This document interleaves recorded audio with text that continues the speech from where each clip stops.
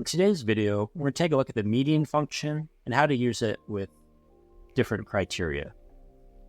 Now, when we're working with this data set, let's first start by looking at both the average and the median, and we'll go through examples of how to add criteria to both. Let's start with a simple average function. And let's say in our data set, we want to know what the average home price was. So we can select our array over here, close our formula, and we'll see that our average price for all the houses was $982. And if we want to look at our median, we can use the median function, select our price, and get our median value. And quick note on average. An average is taking the sum of all of our prices and then dividing it by the number of records. So in this case, adding up all these prices and dividing it by the 94 records. And then a median value is looking at what is the middle value in this set of numbers. So the formula is going to order these and then look for what value represents where there's half of the values that are greater than it and half of the values that are less than it to get our middle value.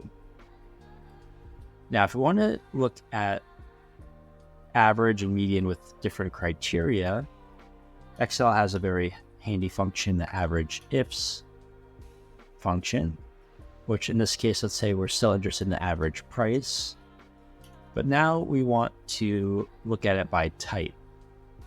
So our criteria range here will be our type. And the different types we're interested in are house, unit, and townhouse. So we can select house over here. And there we see our average house of 1.1 million, unit of 539K, and townhouse of 803. Now, if we want to look at the median of each of these, we start typing median. We can see that Excel does not have a median IFS function.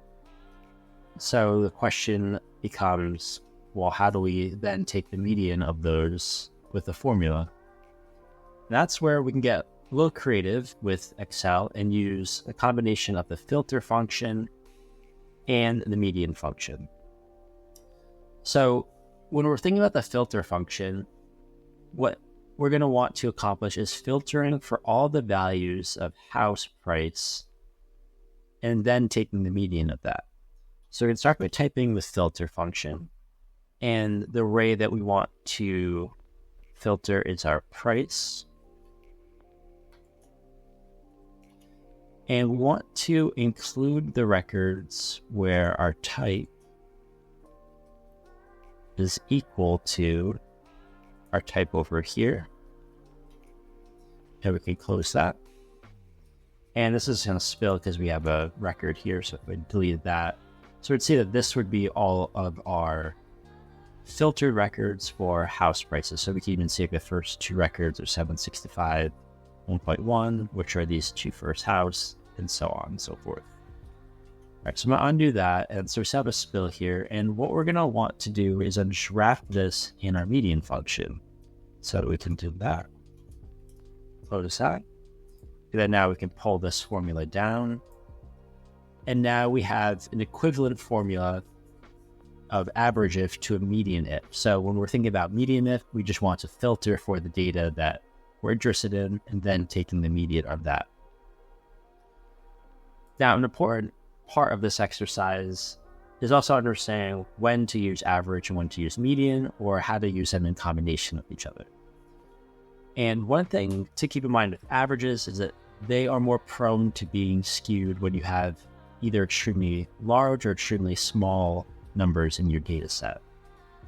And to demonstrate that, we can take a look at our units, and let's say that our average price is 539, but our median price is 555. And let's say that this unit was actually an extreme luxury unit, and let's say that this value is said 800,000 of 16 million. And in that case, we can see that our average unit price jumped up to 1.2 million, but our median price did not. So that's something you should keep in mind as you're working with data sets or doing any data analysis, is understanding if there are large numbers or small numbers in your data set, that your average could be inflated by a single record or a couple records. Whereas if we're looking at median, the median value, the middle value in a data set, that is typically more stable and reliable. So depending on what type of analysis we're doing and what understanding we're trying to get from our data, it is very helpful to know how to use both of these formulas and apply them to your data accordingly.